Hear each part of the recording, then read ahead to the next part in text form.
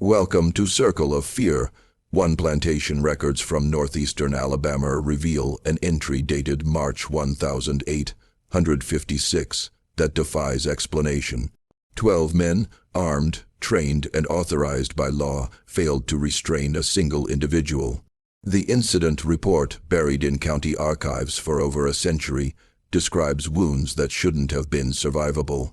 A display of resistance that medical experts of the era deemed physiologically impossible, and an aftermath so disturbing that 3 overseers resigned within days. 2. Never speaking of what they witnessed, the plantation owner ordered all documentation sealed, paying families substantial sums for their silence. What actually happened on the Harrington estate that spring morning wasn't supernatural. It was something far more terrifying. A truth about human capability that threatened the entire foundation of Southern society. Before we continue with the story of Jacob Terrell and the morning that changed Harrington Plantation forever, if you're fascinated by dark historical mysteries that blur the line between documented fact and impossible legend, subscribe to Circle of Fear 1 and comment below what state you're watching from. We love hearing where our community discovers these forgotten American stories. The incident at Harrington Plantation didn't emerge from nowhere.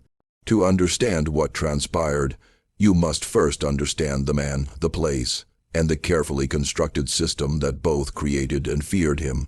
Harrington Plantation sprawled across 3,000 acres of Alabama bottomland, where the Tallapoosa River carved through red clay hills thick with oak and pine. Established in 1821 by Colonel Marcus Harrington, a veteran of the Creek War, the estate had grown into one of Madison County's most profitable cotton operations. By 1856, it sustained 240 enslaved individuals, produced 500 bales annually, and employed 17 white overseers, an unusually high number that locals attributed to Colonel Harrington's meticulous management style. The plantation house stood on a rise overlooking the fields, a Greek Revival mansion with 16 rooms and galleries on 3 sides. But the true heart of the operation lay in the quarters. 2 long rows of cabins, the cotton gin, the mill, the smokehouse, and the disciplinary structure that kept the entire system functioning. Colonel Harrington ran his plantation with mathematical precision, keeping detailed records of every bushel picked, every hour worked, every punishment administered. Jacob Terrell arrived at Harrington Plantation in the autumn of 1852, purchased at a Richmond auction for the staggering sum of $2,000, nearly triple the average price. The auction house documents still preserved in Virginia historical archives describe him as approximately 28 years of age, 6'7" in height, 260 lb, remarkable physical constitution, previous employment in iron foundry work and timber operations, no history of resistance or difficulty. What the documents didn't mention was that Jacob had spent his entire life in industrial labor rather than agricultural work. Born on an iron plantation in the Shenandoah Valley, he'd worked the furnaces and forges from age 12, developing not the lean endurance of field hands, but the dense, compact strength of industrial laborers. His previous owner, a furnace master named Hiram Lell, had sold him not for discipline problems, but for economic reasons. The Panic of 1851 had devastated Virginia's iron industry, forcing operations to liquidate assets. Colonel Harrington bought Jacob specifically for the most demanding physical tasks on the plantation, clearing new land, operating the cotton press, managing the heaviest equipment. For nearly 4 years, Jacob performed these duties without incident. He spoke little, worked efficiently, and drew no particular attention from overseers or other enslaved people. But something changed in the winter of 1855. Martha Clemens, the plantation's head cook and one of the few enslaved people allowed near the main house, later told her granddaughter, who preserved the account in a Works Progress Administration interview in 1937, that Jacob had received news that autumn. A letter had somehow reached him, though enslaved people were forbidden from receiving correspondence. The letter's contents were never confirmed, but Martha recalled seeing Jacob standing motionless behind the cookhouse one October evening, a piece of paper in his hands, his face transformed by an expression she described as like watching a man realize he's already dead. From that point forward, subtle changes manifested in Jacob's demeanor. He continued working with the same efficiency, but overseers reported an unsettling quality to his compliance, a mechanical precision that felt more like counting down than cooperating. Thomas Gibbard, the head overseer, noted in his daily log that Jacob had begun asking unusual questions about property boundaries, river depths, and distances to neighboring counties. Nothing overtly suspicious, but enough to raise vigilance. The other enslaved people began treating Jacob differently as well. Some avoided him entirely. Others sought his presence during evening gatherings, as if proximity to him provided some undefined reassurance. Old Samuel, who'd lived at Harrington longer than anyone, told Martha that Jacob reminded him of something he'd witnessed once during a storm. The peculiar stillness before the sky turned green and the tornado came. Colonel Harrington, despite his reputation for attentiveness, seemed not to notice these subtle shifts. His attention that winter focused primarily on his eldest daughter, Caroline's upcoming marriage to a Charleston merchant, an alliance that would significantly expand his commercial connections. The wedding was planned for late March 1856, with guests expected from across the South. The plantation needed to present its most impressive face. In February, the colonel ordered an expansion of the cotton press operation, requiring additional cleared land and new equipment installation.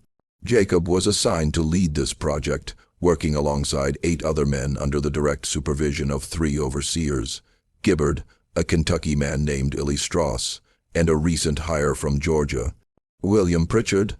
The work progressed steadily through February and into early March, but on March 14th, exactly 1 week before Caroline's wedding, everything changed.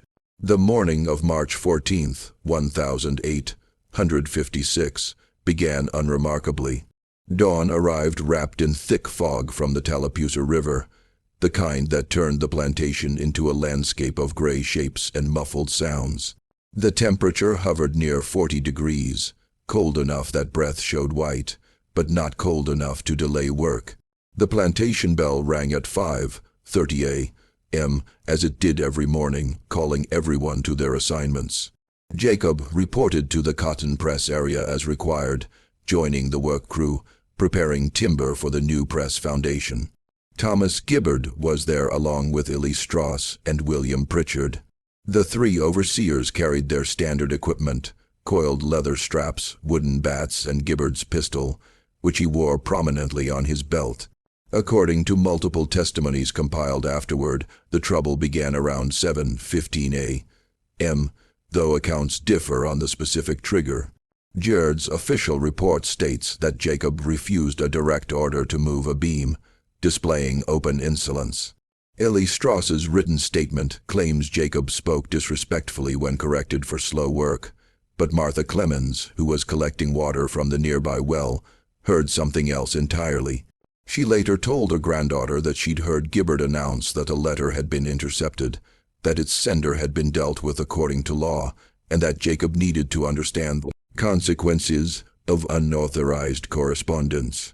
Whatever the actual catalyst, what happened next was witnessed by at least a dozen people, and documented in incident reports so disturbing that Colonel Harrington initially refused to file them with county authorities. Gibbard approached Jacob with the leather strap, standard procedure for even minor infractions. Jacob, who'd never previously resisted any form of punishment, didn't move. Gibbard ordered him to prepare himself.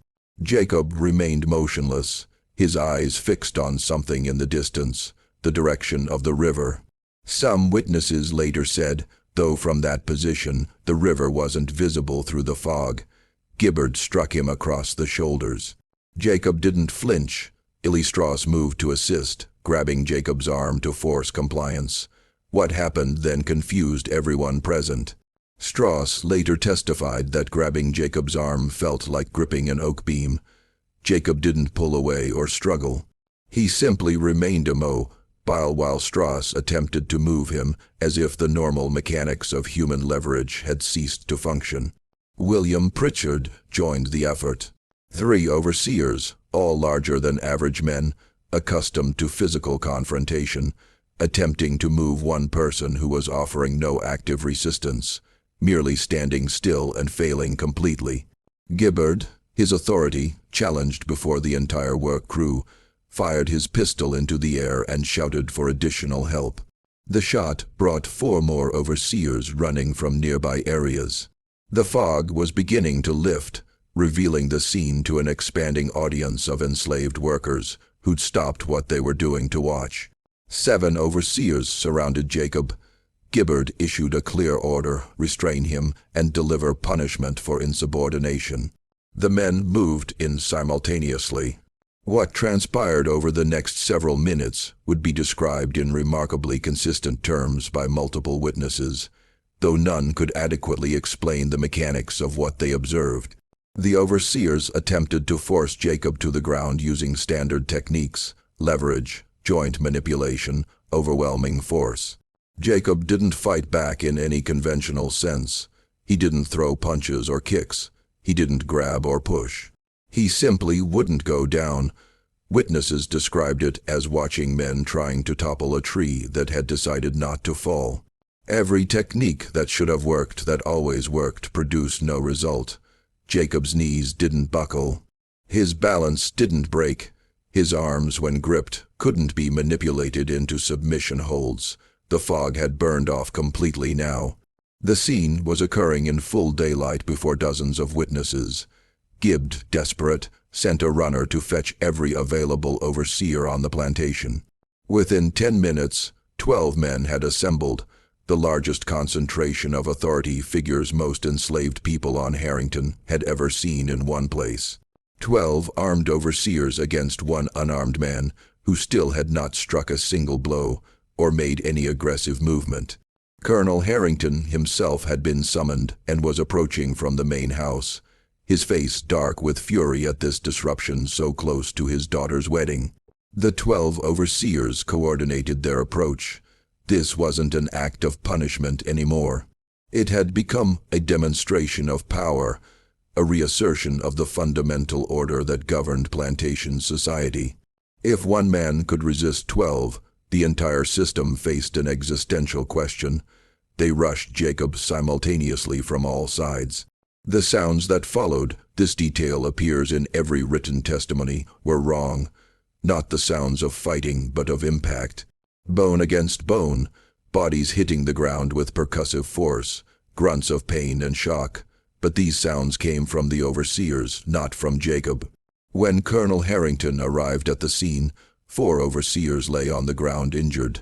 Thomas Gibbard had a dislocated shoulder. Illy Strauss's jaw was broken.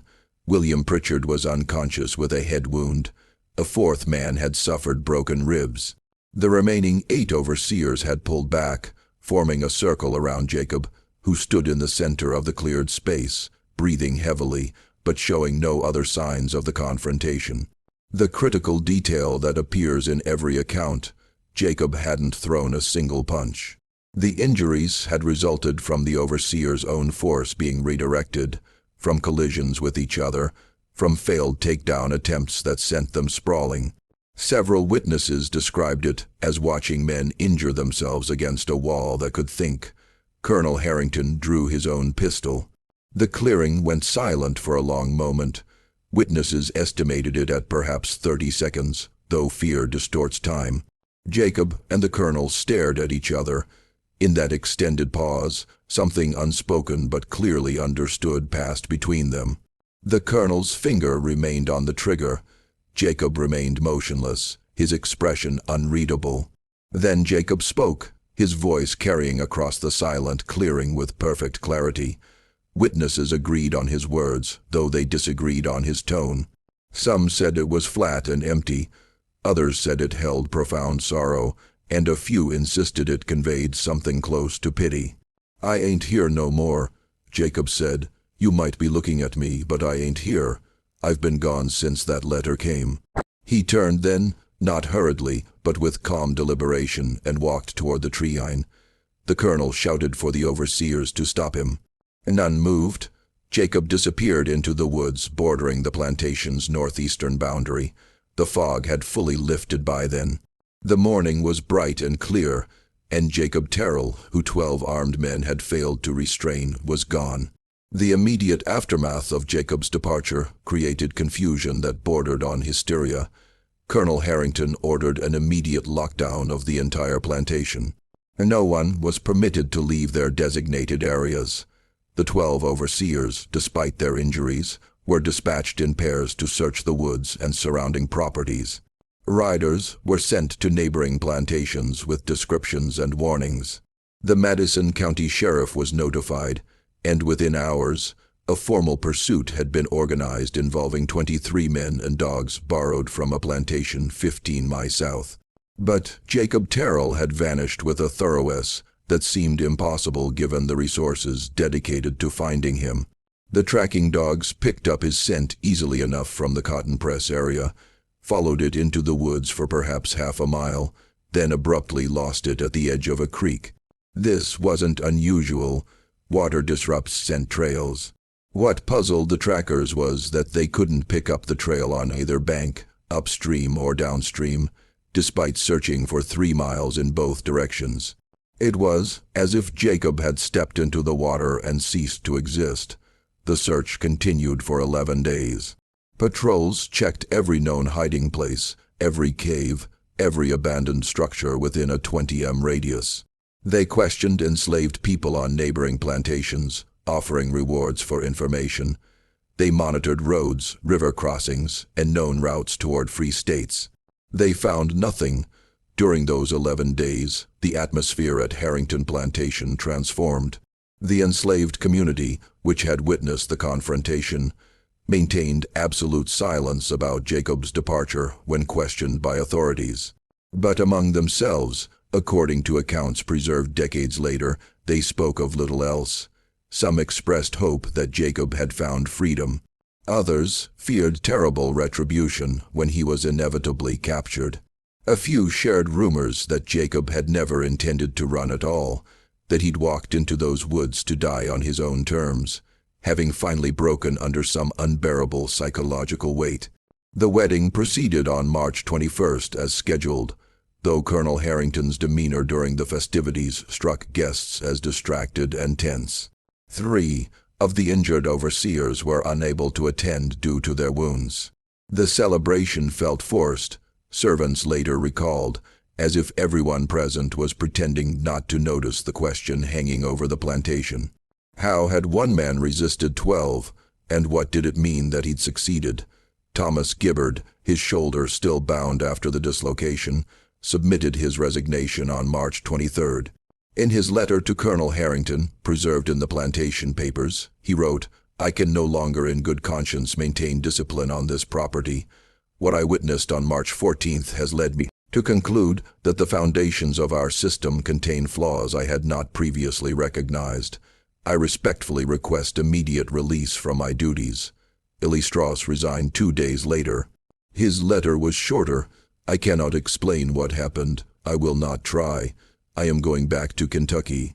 William Pritchard, who'd been unconscious during the critical moments, remained at the plantation, but began drinking heavily. Other enslaved people reported seeing him standing alone near the cotton press area at odd hours, staring into the woods where Jacob had disappeared, his expression haunted. Colonel Harrington initially refused to discuss the incident. When forced to provide information to county authorities, he submitted a minimal report describing Jacob as an escaped slave who exhibited unusual resistance to lawful restraint.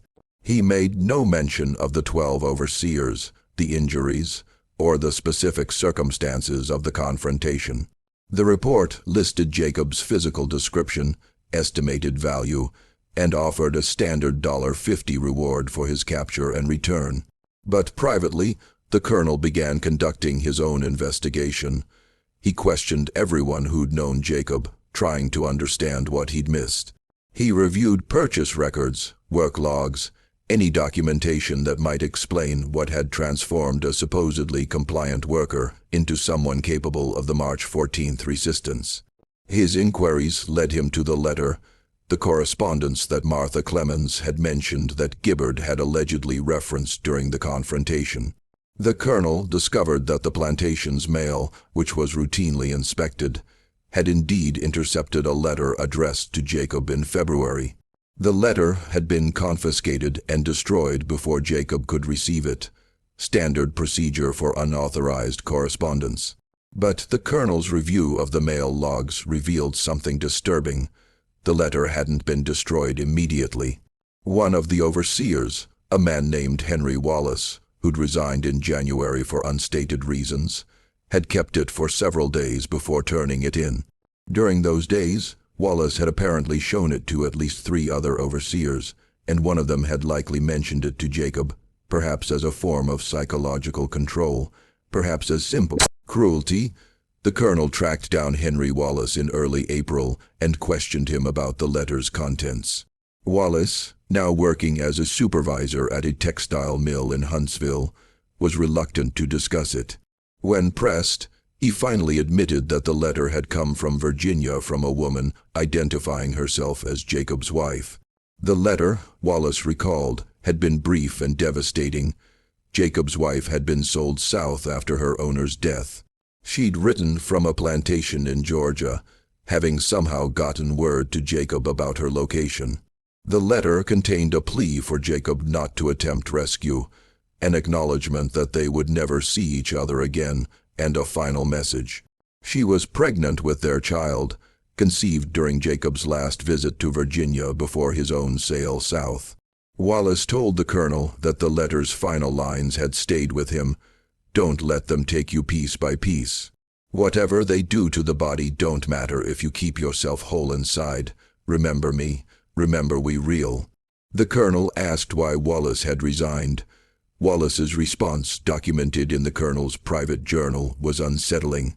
After I read that letter, I couldn't look at any of them the same. I kept thinking about what it means to own a man who loves somebody. It started keeping me awake. Armed with this information, Colonel Harrington reassessed the March 14th incident. Jacob's resistance hadn't been random defiance or sudden madness. It had been a deliberate choice made by a man who'd lost everything that made compliance bearable. The "I ain't here no more" statement took on new meaning. Jacob had psychologically severed himself from the circumstances of his enslavement, rendering physical coercion meaningless because he no longer valued his own physical preservation. This realization disturbed the colonel more than the escape itself. The system he'd maintained so carefully depended on enslaved people having something to lose: comfort, relationships, hope of better conditions. A man who'd abandoned all hope, who decided his physical body was no longer his concern, couldn't be controlled by conventional means. On April 12th, nearly a month after the incident, a plantation hand discovered something near the northeastern property line in the same general area where Jacob had entered the woods. It was a small cloth bundle, carefully wrapped and wedged into the hollow of an oak tree, about 30 yards from where the dogs had lost Jacob's scent.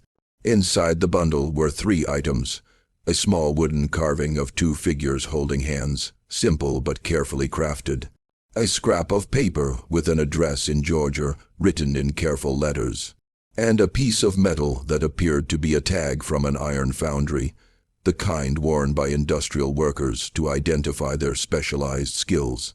But what disturbed those who examined the bundle was the accompanying note written on a torn piece of what appeared to be the intercepted letter. The handwriting was crude but legible. "I ain't running, I'm walking slow and steady. Am going to Georgia. Probably take me 4 months if I move careful. If I make it, you won't never hear of me again. If I don't make it, at least I died trying to get back to what matters." That morning at the press, I wasn't fighting nobody. I was just showing y'all that I ain't a thing you can move around no more. I'm a man deciding where he goes. You can kill a man like that, but you can't work him. Colonel Harrington, you reading this? I want you to know I ain't got no hate for you. You built your life on top of a lie you was told was true, and I feel sorry for you having to live with that. The real curse ain't on us, it's on y'all. You the ones got to wake up every day knowing what you doing ain't right and doing it anyway. That eats at a man worse than any whip. The note was unsigned, but unquestionably in Jacob's hand, based on comparison with a few documents where he'd marked his X. Colonel Harrington ordered the note destroyed and the bundle burned. But word of its contents spread anyway, passed whisper by whisper through the enslaved community, and eventually reaching some of the overseers. The note's message that Jacob hadn't been fighting, but demonstrating that he was no longer available to be coerced, reframed the entire confrontation in ways that made several overseers deeply uncomfortable. As spring moved into summer, the colonel made a decision. He quietly discontinued any active search for Jacob. The official position was that after more than 2 months, the chances of recovery were negligible and further expenditure unjustified. But privately, the colonel confided to his brother-in-law that he hoped Jacob had died in the woods or been killed attempting to reach Georgia. Because the alternative, that Jacob had successfully completed a 350-m journey through hostile territory, raised questions he didn't want answered. The alternative meant that determination and strategic thinking could overcome systems designed to prevent exactly that. It meant that compliance was a choice that could be withdrawn. It meant that the whole apparatus of control was more fragile than anyone wanted to admit. Summer turned to autumn with no word of Jacob Terrell. The Harrington plantation returned to its routines, though subtle changes remained. The colonel hired 2 additional overseers, bringing the total to 19, but both resigned within months, finding the atmosphere at the plantation unsettling in ways they couldn't articulate. Several enslaved people who'd witnessed the March confrontation developed reputations as quietly uncooperative, not openly resistant, but working with an efficiency that felt more like calculated minimum effort than genuine submission. William Pritchard's drinking worsened until the colonel had no choice but to dismiss him in November. Before leaving, Pritchard told Martha Clemens something she'd remember for decades. "I keep dreaming about that morning. Not about Jacob walking away, about the moment before the 12 of us rushed him. The way he looked at us, like he was already somewhere else and we was the ones who wasn't real no more." Then, in January 1857, 9 months after Jacob's disappearance, a letter arrived at Harrington Plantation. It bore a Georgia postmark and was addressed to the owner of Harrington Estate, Madison County, Alabama. The letter from Georgia sat unopened on Colonel Harrington's desk for 3 days. He'd recognized the handwriting anywhere. It matched the note found in the tree hollow, and more disturbingly, it bore the same distinctive mark Jacob used to sign documents. A simple X with a small circle at its center, a mark he'd apparently developed working at the iron foundry to distinguish his signature from others who couldn't write. When the colonel finally opened it on January 19, 1857, the contents were brief. "Colonel Harrington, I made it. Took me until October, but I made it. I am writing to tell you 3 things. First, I ain't your property no more, and I ain't running. I am with my wife and my son who was born in August. We are together, and that is all I wanted. Second, I want you to know that I held no anger that morning in March. You was doing what you thought was right based on what you was taught, but that don't make it right. Third, I'm sending this letter because I want you to understand something important. Every single person you own is making the same choice I made every single day. They are choosing to stay or choosing they ain't strong enough yet to leave or choosing they got reasons that matter more than freedom right now. But they are choosing. You don't own nobody, Colonel. You just got a system that makes it hard for people to choose different. But hard ain't the same as impossible. I prove that. This letter is my way of saying that everything you think is solid ain't solid at all. I hope you think about that. I hope it bothers you." The letter was unsigned beyond the X and circle mark. Colonel Harrington's hands, witnesses later reported, were shaking when he finished reading. He immediately summoned Thomas Gibbard, who'd reluctantly returned to the plantation in November after failing to find other work. The colonel showed him the letter and asked a single question: "Is this real? Could he actually have made it?" Gibbard studied the letter for a long moment. 350 miles through Mississippi and Alabama into Georgia, he finally said, avoiding patrols, slave catchers, river crossings, winter coming on, no resources, no help, no maps. It shouldn't be possible, but the colonel pressed. But Jacob Terrell did things that shouldn't have been possible on March 14th, Gibbard said quietly. Maybe impossible is different than we thought. The colonel sent an inquiry to the Georgia plantation mentioned in Jacob's original letter bundle, the address where his wife had been sold. The response came 6 weeks later: yes, an enslaved woman matching the description had been on their property. Yes, she'd had a son in August, and yes, she'd escaped in late October with her infant, disappearing in the same frustratingly complete manner as Jacob. The Georgia overseer who wrote the response added an interesting detail. On the night before the woman's escape, one of our patrols reported seeing an unusually large man near the property's northern boundary.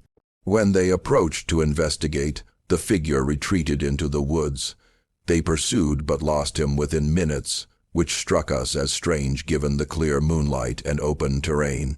The next morning, the woman and infant were gone. We assumed the large man was an accomplice, possibly a freedman from a nearby town who'd been hired to assist.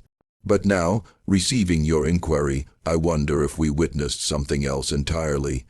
This news spread through Harrington Plantation like wildfire, though the colonel tried to suppress it. The enslaved community received it with complex emotions. Joy at Jacob's success, fear of increased surveillance, and something else that concerned the overseers. A visible shift in how people carried themselves. Not open defiance, but a subtle straightening of shoulders, a fractional decrease in submission. Martha Clemens later described it to her granddaughter. After word got around about Jacob and his wife, people started walking different. Not loud different, quiet different, like they remembered something they'd forgot. The colonel, increasingly paranoid, ordered additional security measures, more frequent cabin inspections, tighter control over movement between quarters, prohibition on gatherings of more than 4 people. He hired 3 new overseers specifically to patrol the property boundaries at night. But these measures created exactly what they were meant to prevent. More resentment, more quiet resistance, more people making the same calculation Jacob had made about what could be endured versus what could be attempted. In April 1857, 2 more people escaped from Harrington Plantation. Neither was captured. The colonel blamed a lax security and fired 1 overseer as an example. In June, 3 more disappeared in a single night. Again, no trace was found. This wasn't normal. Plantation escapes were common enough, but successful escapes, people who truly vanished without being recovered within days or weeks, were rare. 6 people in 3 months, all disappearing as completely as Jacob had, suggested something organized, something the colonel couldn't identify or counter. Thomas Gibbard approached the colonel in July with an unsettling observation. He'd been comparing the escape dates with moon phases and had noticed a pattern. Every escape occurred during the new moon when darkness was most complete. Furthermore, all 6 people who'd escaped had been present during the March 14th confrontation with Jacob. They'd watched him resist 12 overseers and walk away. They'd seen that impossible was different than they'd thought. "Jacob's not here," Gibbard told the colonel. "But what he did is still here. It changed something. People saw a different possibility and now they can't unsee it."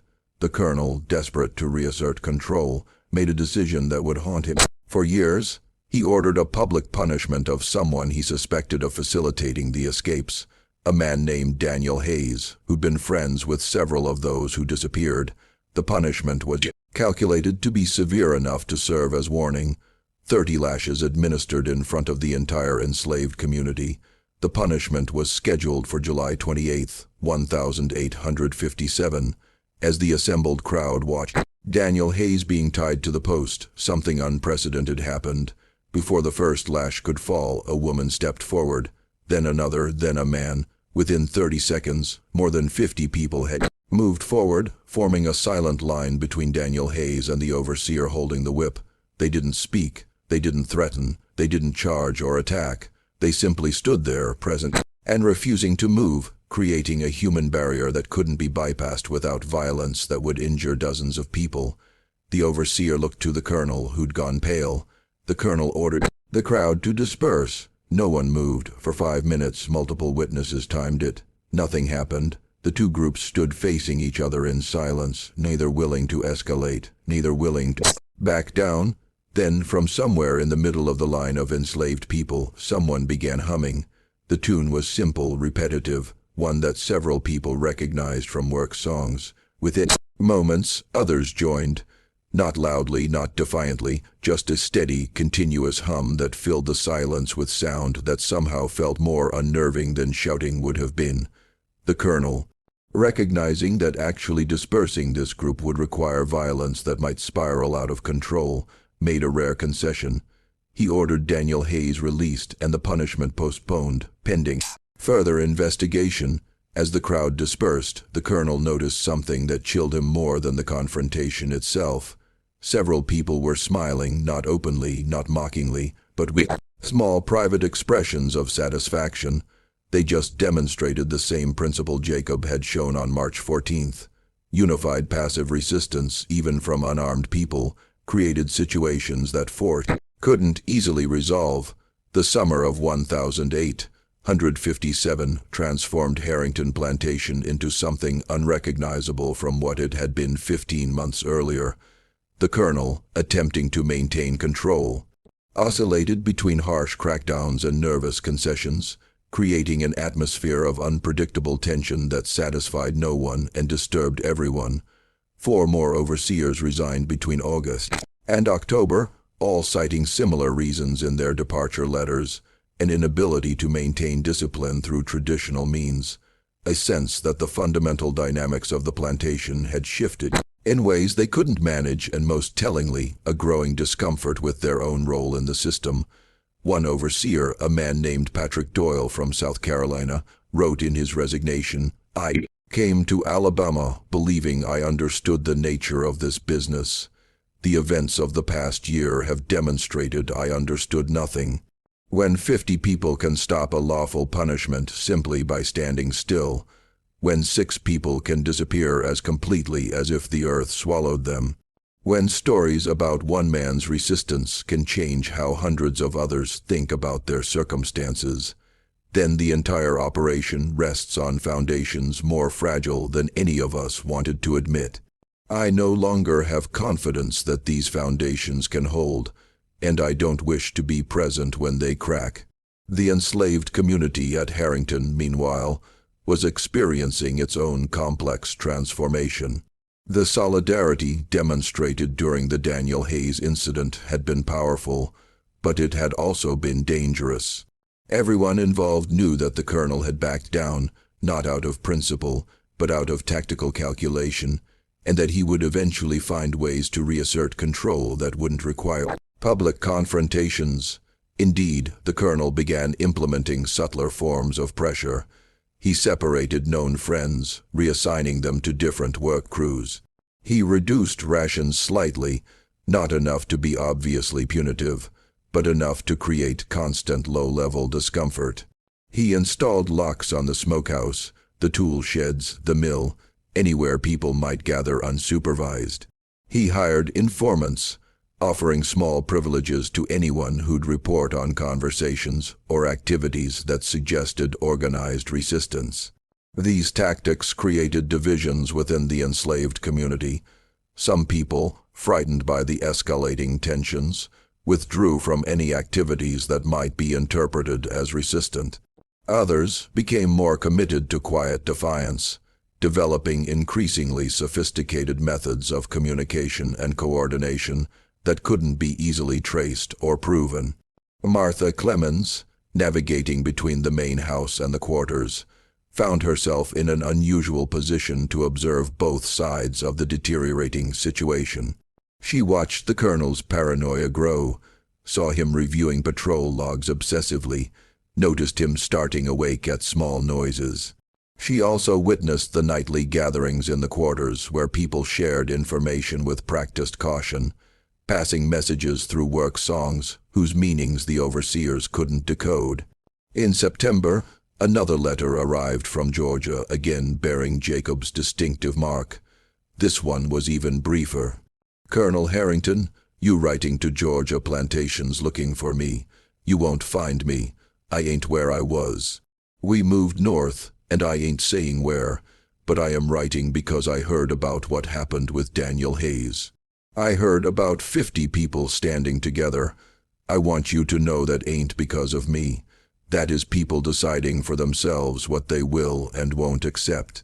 I just showed them it was possible to decide. What happens next is on them, and it's on you. You still got choices, Colonel. You can try to hold tighter. That won't work though, and deep down you know it. Or you can recognize that the whole system you defending is already crumbling, and you just can't see it yet because you're too close to it. I don't expect you to free nobody. I don't expect you to change what you've been taught your whole life. I just expect you to understand that everything that happened at your plantation this year is going to keep happening everywhere. People ain't going to just accept things no more, and no amount of overseers or locks or punishments can change that, because the thing that changed ain't outside where you can control it. It changed inside where you can't reach. Good luck, Colonel. You going to need it." The colonel, after reading this letter, did something witnesses found deeply unsettling. He laughed, not from amusement, but from what sounded like despair disguised as mockery. He showed the letter to no one, but his behavior afterwards suggested it had affected him profoundly. He began spending hours alone in his study, reviewing plantation records from previous decades, as if searching for the moment when things had started to shift. He started questioning longtime overseers about their techniques, asking whether they'd noticed changes in how people responded to authority. He visited neighboring plantations, seeking advice from other owners about maintaining discipline in what he described as changing circumstances. What he found disturbed him further. Other plantations were experiencing similar patterns. Not as dramatic as Harrington's experiences, but subtle increases in resistance, more frequent escapes, small acts of defiance that added up to something larger. The consensus among planters was that Northern abolitionist propaganda was infecting the enslaved population, creating unrealistic expectations and undermining the natural order. But the colonel suspected something different. He'd read both of Jacob's letters carefully, and one phrase had lodged in his mind. "You can't work a man who decided he ain't a thing no more." The problem wasn't external agitation. It was internal transformation. People reaching individual breaking points where compliance became psychologically impossible regardless of consequences. And if that was true, then no amount of security could solve the problem, because the threat wasn't external enemies, but the fundamental humanity of the people whose humanity the system required denying. This realization, more than anything specific Jacob had done, was what truly terrified the colonel. He began to understand that Jacob Terrell hadn't won through physical strength or clever escape planning. He'd won by simply deciding with absolute conviction that he was a person with the right to make decisions about his own life, and then acting on that decision with complete commitment. That decision, witnessed by hundreds of people, had planted an idea that couldn't be uprooted. If Jacob could decide, so could they. In November 1857, the colonel made an extraordinary choice. He sold 75 people, nearly a third of Harrington's enslaved population, to plantations across 3 different states. He claimed he was liquidating excess assets due to cotton market fluctuations. but everyone understood the real motivation. He was breaking up the community that had witnessed Jacob's resistance and the subsequent events. The sales were deliberately cruel in their targeting. He separated families, split up known friends, sent individuals to plantations hundreds of miles apart, where they'd have no existing connections or support networks. The goal was to scatter the memory of what had happened at Harrington, to prevent the story from continuing to spread and inspire. But memories, as the Colonel would learn, don't require physical proximity to survive. They travel through letters, through new arrivals at plantations who'd heard stories from those who'd been at Harrington, through the mysterious networks of communication that existed despite all efforts to suppress them, and Jacob's story, amplified by each retelling, was becoming something larger than the man himself. It was becoming a parable about resistance, about the moment when a person decides that existence without dignity is no longer acceptable, about the power of witnessing someone refuse to be moved.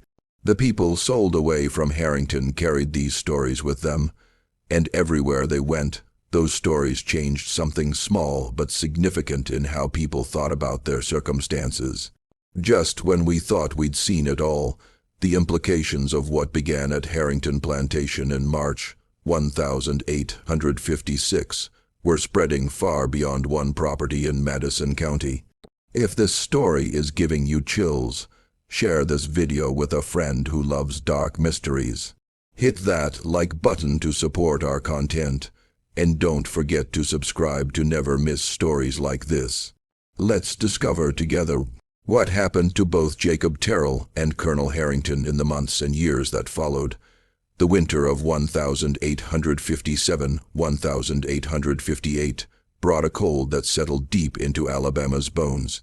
Unusual for a region accustomed to mild seasons, the Tennessee River froze solid enough that people could walk across in places, something locals said they hadn't seen in 40 years. At Harrington Plantation, now operating with a reduced and deliberately fractured population, the cold seemed to mirror the atmosphere of suspicion and resentment that had replaced the property's former brutal efficiency. Colonel Harrington had aged visibly over the 18 months since Jacob's resistance. Neighbors commented on his graying hair, his distracted manner, his obsessive attention to security details that seemed disproportionate to actual threats. His daughter Caroline, now married and living in Charleston, visited for Christmas and was disturbed enough by her father's state to write her husband. "Papa is not well, though he denies it. He speaks constantly of the need for vigilance, starts at small noises, and has developed the habit of reviewing patrol reports at odd hours. He reminds me of a general convinced the enemy has infiltrated his lines, but unable to identify where the breach occurred." What Caroline didn't know was that her father had been receiving letters not from Jacob Terrell, those had stopped after the September message, but from overseers at other plantations, some as far away as Mississippi and South Carolina, asking for details about the incident with the unusually strong man who resisted multiple overseers. The Colonel's careful attempts to suppress the story had failed completely.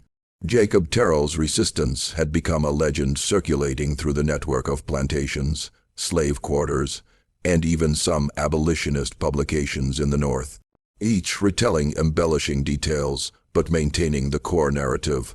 One man had decided he wouldn't be moved, and he hadn't been. In February 1858, nearly 2 years after Jacob's departure, the Colonel received a visitor that no one at the plantation expected. A Kentucky lawyer named Ambrose Stillwater, representing a client he refused to identify. Stillwater requested a private meeting with the Colonel, bringing with him a leather satchel that he guarded carefully. In the Colonel's study, Stillwater laid out his purpose. His client, and he stressed that attorney-client privilege prevented him from revealing identity, wished to purchase detailed information about Jacob Terrell's background, training, physical capabilities, and the circumstances of his resistance and escape. The client was willing to pay substantially for this information, $500, an enormous sum for what amounted to historical data about someone who was legally still the Colonel's property. Though practically unrovable, the colonel asked why anyone would pay so much for such information. Stillwater's response was carefully phrased. My client is interested in understanding the limits of human capability under extreme psychological pressure. The incident at your plantation appears to represent a case study of unusual interest. The colonel refused. He wanted no further documentation of what had happened, no more attention drawn to the events that had undermined his authority and scattered his workforce. He ordered Stillwater off his property, but Stillwater left behind a document that he claimed the colonel should review in the interest of understanding the full scope of what occurred. The document was a compilation of incident reports from 8 different plantations across 4 states, spanning from March 1856 to January 1858. Each report described some form of organized resistance, work stoppages, mass refusals to accept punishment, coordinated escapes, and each incident could be traced through chains of communication. The compilers had painstakingly reconstructed back to people who'd either been at Harrington Plantation or had direct contact with someone who'd been there. The pattern was undeniable. Jacob Terrell's act of individual resistance had inspired collective resistance. The story of one man standing immo while 12 overseers failed to move him had become a catalyzing narrative that people used to reframe their understanding of what was possible. One report from a plantation in Mississippi was particularly striking. 23 people had simply stopped working in the middle of cotton-picking season, stood in the field, and refused all orders to resume. When the overseer approached with a whip, they'd formed a tight group. No one attacking, no one running, just standing together in a way that made any punishment impossible without dangerous escalation. The standoff had lasted 6 hours before the plantation owner conceded to a negotiation about working conditions. The report noted that several of the participants had been purchased from an Alabama estate that had liquidated assets the previous November, Harrington Plantation. The colonel, reading these reports in his study while sleet rattled the windows, experienced something close to an epiphany, though it was built from dread rather than enlightenment. Jacob Terrell hadn't just escaped. He demonstrated a principle that once witnessed and understood couldn't be forgotten. That the system's power derived not from its inherent strength, but from the compliance of those it controlled, and that compliance was always conditional, always a choice, always capable of being withdrawn. The entire architecture of plantation society rested on the assumption that overwhelming force, when paired with systemic isolation and the destruction of individual dignity, could produce permanent submission. Jacob had proven that assumption false, not through violence or rebellion in the traditional sense, but through a simple absolute refusal to participate in his own oppression. And the proof had been witnessed by hundreds of people who couldn't unsee what they'd seen. The colonel understood now that selling away those witnesses had been exactly the wrong response. Instead of containing the story, he distributed it. The people he'd scattered had carried the memory like seeds, planting it everywhere they landed. In April 1858, the colonel made a decision that shocked his family and neighbors. He began the process of selling Harrington Plantation. The official explanation was that he intended to retire, that the burdens of management had become too demanding for a man approaching 60. But those close to him suspected the truth. He could no longer maintain the psychological fiction necessary to operate the plantation effectively.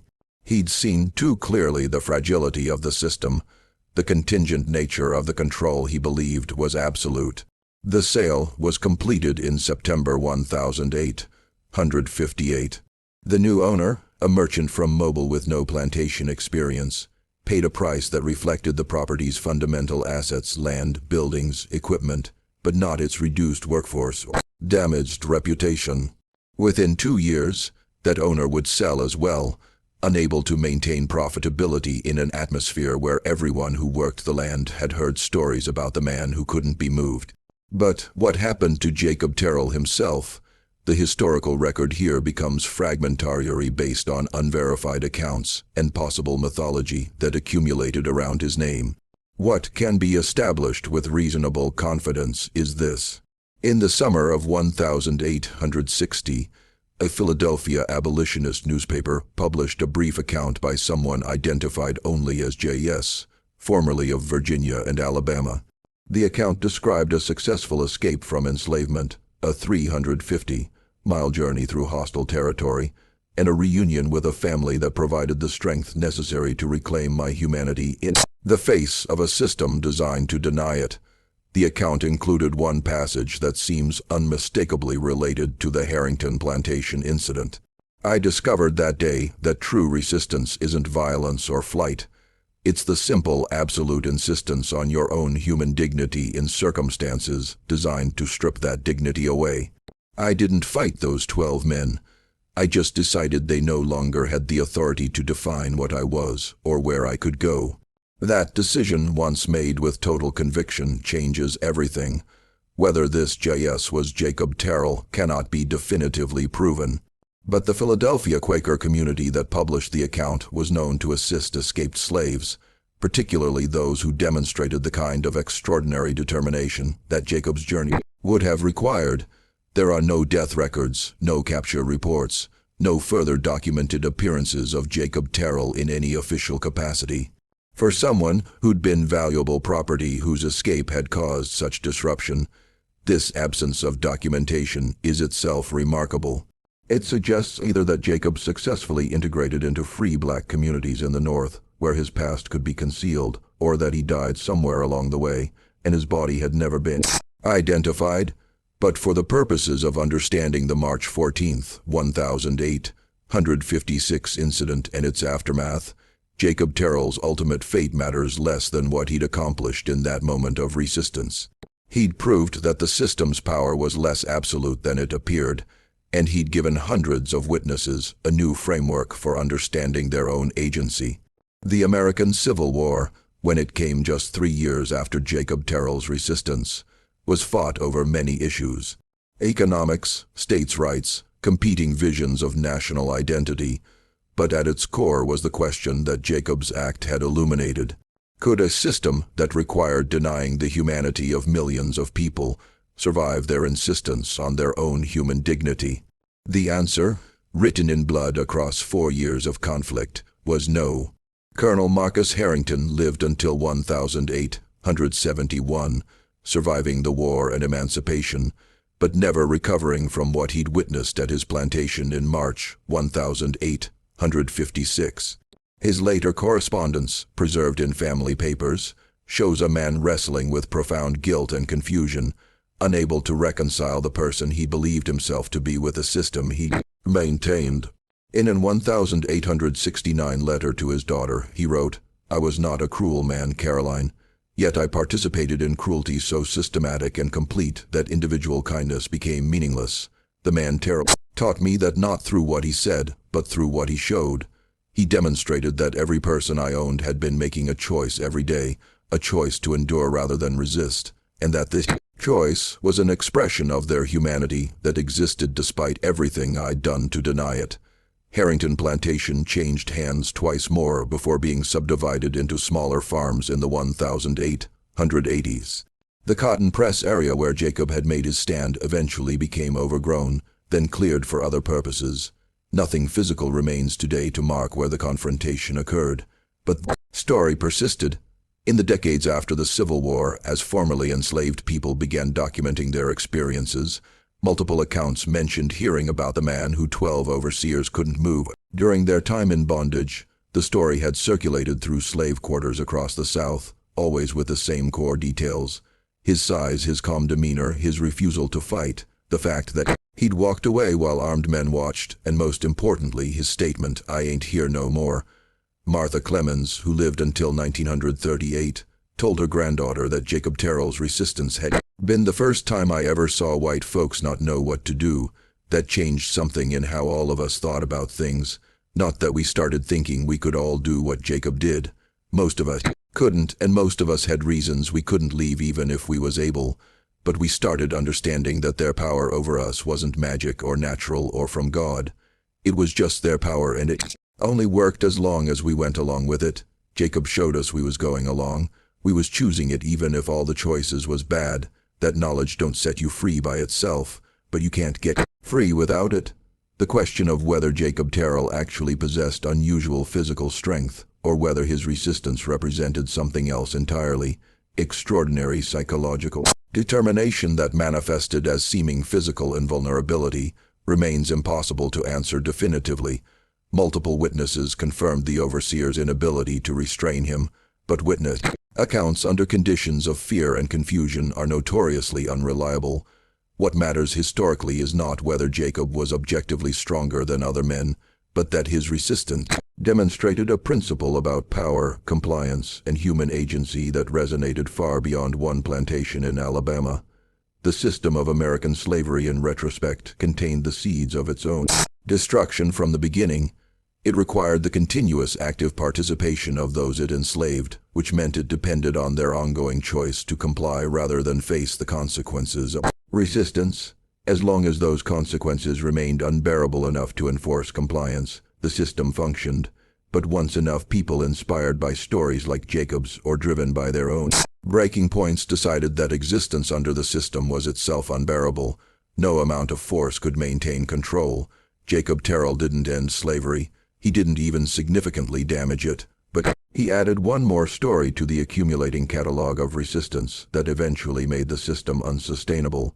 He demonstrated in a moment witnessed by hundreds that the power to say no, even when you're unarmed, even when you're facing overwhelming force, never entirely goes away as long as you're willing to accept the consequences.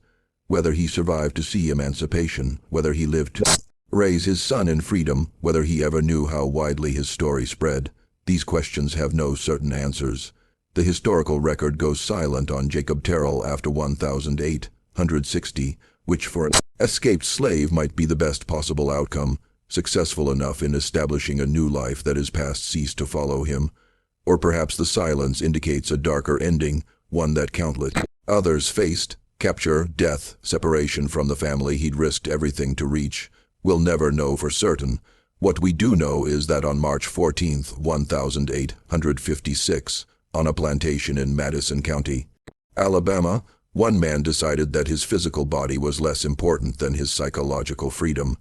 And in making that decision with absolute commitment, he changed how hundreds of people understood their own circumstances. The story of that morning, 12 armed men failing to restrain one unarmed man who'd simply decided he couldn't be moved, became a parable about power, resistance, and fundamental dignity that can't be stripped away as long as someone refuses to surrender it. This mystery shows us that sometimes the most powerful acts of resistance aren't violent uprisings or dramatic escapes, but simple refusals to participate in your own oppression. Refusals made with such complete conviction that they reveal the system's dependence on compliance. What do you think of this story? Do you believe Jacob Terrell possessed unusual physical strength, or was his resistance purely psychological, a determination so absolute it manifested as physical immovability? Leave your comment below. If you enjoyed this tale and want more dark historical mysteries like this, subscribe to the Circle of Fear One and hit the notification bell, and share with someone who loves exploring the forgotten moments that challenged America's most brutal systems. See you in the next video.